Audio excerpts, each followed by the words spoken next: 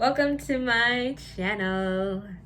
I am Layla, and in this video I'm going to be talking about 10 weird writing tips that actually work.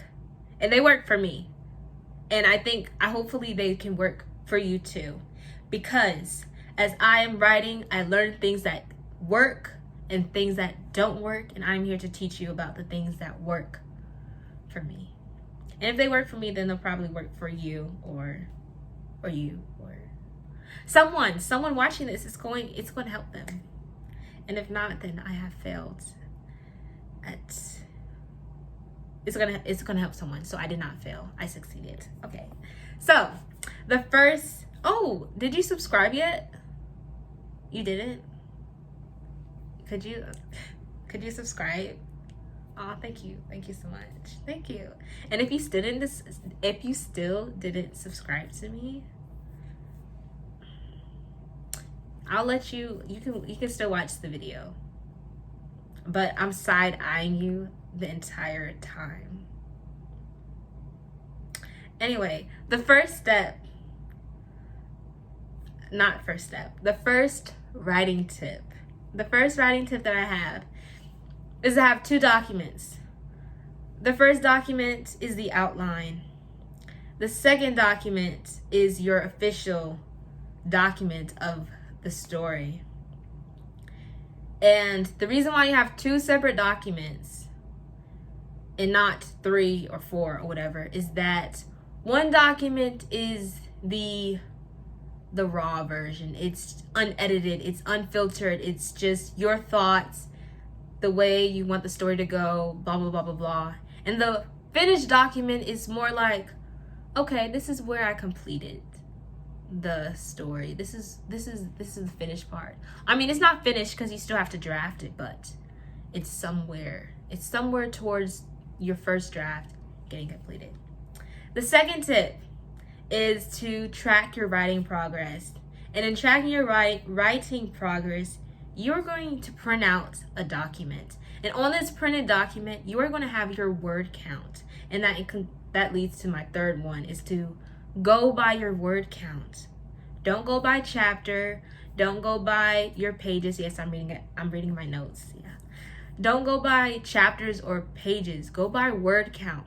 Because if you're writing a novel, I don't want to say most likely, but you're probably going by the word count according to the genre that you're doing. The genre that you are doing is going to determine what your word count generally is. It's still your book. You can decide if you're going to go over the word count, under the word count, if you're just going to do whatever of the word count. But I figured out through my process that going by word count is better than going by pages and chapters. And the reason why is because when you're writing the first draft or even multiple drafts, you may try to write in order, and you may add in another scene like before that scene or at the end of another scene, and that may change the number count that you have of the chapters that you're going in. So that is why.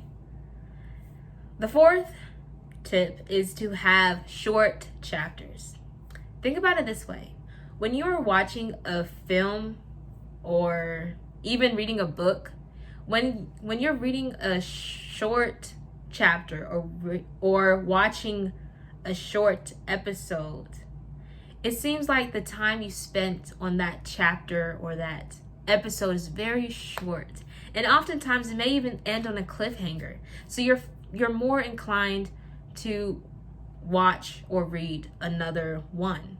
But if it's an hour-long episode or the chapter is super long, then you're more likely to not read another chapter. And also I found that out by reading a lot of short chapters. I actually prefer shorter chapters because they're just superior in that way. And I just think about like when I was in school, I'm still in school, but in school when they be assigning us to read long chapters of books that I don't even like, it just be so draining. But if the chapters were shorter, then it's more easier to read it. But we're talking about a good story. We're not talking about a story, a book that you're forced to read in school. No. The fifth tip is to write out of order. You may have been told that you're supposed to write in order and that's the proper way to write, but no, you can write out of order.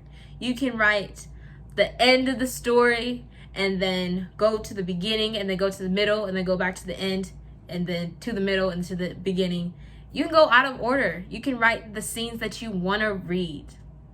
No, I said that wrong. You can write the scenes that you want to write. You can write your favorite scenes, the ones with all the good, juicy drama, where all the conflict is happening. That's what I do. And then I write the boring scenes that I don't really like, or the characters that I don't really care for. And I know that is my story, and because in a story you have to have characters that you may not actually like. Such as, you may have a character that is very annoying. The character may be a villain and you don't want to write the villain, or maybe your favorite character is the villain.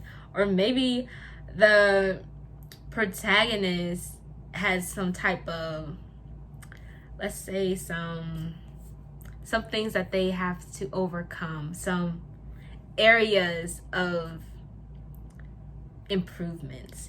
Areas of improvements. So you're writing out those really interesting scenes. And write out of order. You don't have to write from beginning to end.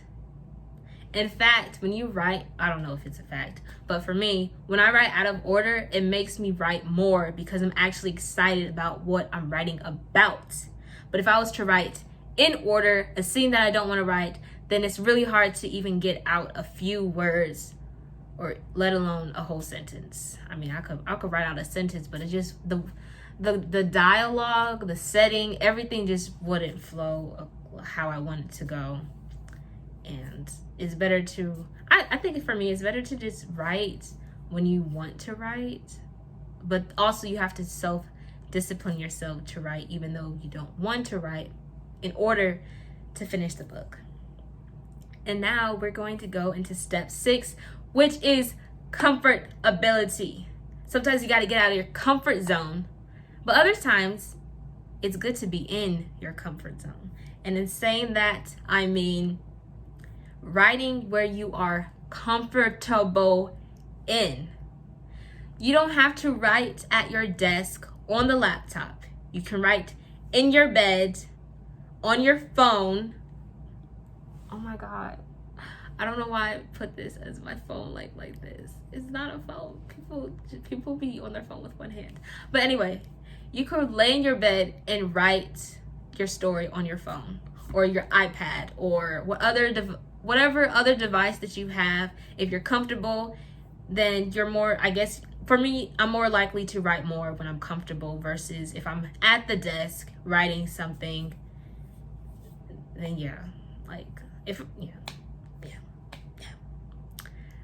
The 7th tip is to initiate dreaming about it / to sleep on it. Meaning that right before you go off to sleep land, to the time of rest, you think about your story, you think about the characters, you think about the plot, you think about where you want the story to go, or better yet, what you want to happen in the story. That's basically the same thing. I don't know why I said it a different way like that. Anyway, by doing that, you're basically putting in your mind to think about the story while you're sleeping.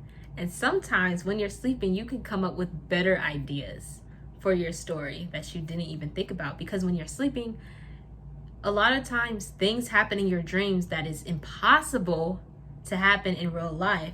So your imagination will be at top tier because of just the surprise factor of not knowing, of just the surprise factor of just things just happening weirdly, randomly, just out of the blue. Basically, I don't know. That's just what I do. That's just the tip that works for me. Oh, yeah. Tip 8 is to write in dark mode. And I use an extension called Dark Reader on my Windows laptop. And what dark mode is, and what you may not even know what dark mode is. Okay, so there's dark mode and there's light mode. Light mode is like the regular setting that you have your screen on, which is light, and then when it's dark, it's like black, grayish. And for me, writing on dark mode is better because the story that I'm writing is a bit more dark, and it's easier for me to get into the zone since it's more serious or like dark mode vibes, versus if I was to write on a light mode, which would be like happier or whatever it is. So I do suggest, well, I do recommend for you to try it out if writing in dark mode or light mode works best for you. And yeah. So okay. So then the ninth tip is to write in your notes app. So I write my story on Google Docs, and sometimes I write in my notes app. I figured out like that okay, oh my gosh, I'm stuttering. Okay, it's like I'm stammering. I'm not sure what the phrase is, but anyway, I write in my notes app. And I figured out in this writing process, how did I get so serious? I don't know. So when I'm writing in my notes app, I actually write more because when I'm on Google Docs, sometimes it takes a longer time for the words to load onto the document. But in Notes app is more so automatic. And then I would just copy and paste the words that I wrote in my Notes app and put it onto my Google Docs and for my outline part of it. And that just worked wonders with making me write. That just worked wonders with me writing 1,000, even like 3,000 words in one day, in a few hours, or in an hour or something. And actually, I'm so excited because by using these tips, I have another tip after this.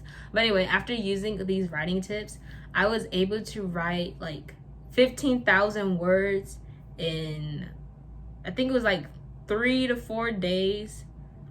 And I had already okay, so part of the reason why I was able to do that was because of motivation from some family members that I have. And just talking about it really got me more interested in writing, and I was more motivated to write. And part of that is also because I was writing in Notes app and using, like, all of these tips are writing tips that I use.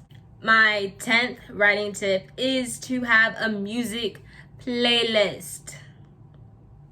This means this music playlist, you're gonna have different songs, different moods for different characters, different scenes, different parts of the story to really get into character of who you want to be at that moment, or a different attitude or scene that you want. And you're gonna think about the impossible. You're gonna think about what ifs. You're gonna think about plot twists, plot holes, time jumps, all of these things. You're going to imagine the impossible, what you thought couldn't happen did happen, or what you thought wouldn't happen or shouldn't happen, but it did happen. Horrible I do that. But I want you to think outside the box, really, because this is your story. It can be however you want it to be, really. Even though, okay, so when you're writing something, I mean, of course it should make sense, but you can literally write anything. You could write something like a mug turned into a butterfly. It doesn't make any sense. But this is the beauty of writing. You can make anything happen. But it's important to be somewhat, like, what's it called? It's like the word logical about it. Like, oh, this can't happen. It doesn't add up to logic. But this is like, it's your story, and you can make whatever you want happen. And this also leads to, this is basically like a bonus, but daydream doing your repetitive tasks. And something that I do, which is really weird, is sometimes I will like walk around in circles, or like when I'm exercising, I would think about my story while listening to music. And that would just put me into the mind of my characters, the setting, and things like that. And that is all that I have for you for my 10 weird writing tips that actually work. And let me know if you tried any of these before, or if you're going to try any of these. And remember to subscribe. So subscribe to my channel. And I really appreciate anyone who subscribes to my channel, because it's really going to help me reach my goals of having other people learn and help them with their writing journey, etc. And thank you for watching.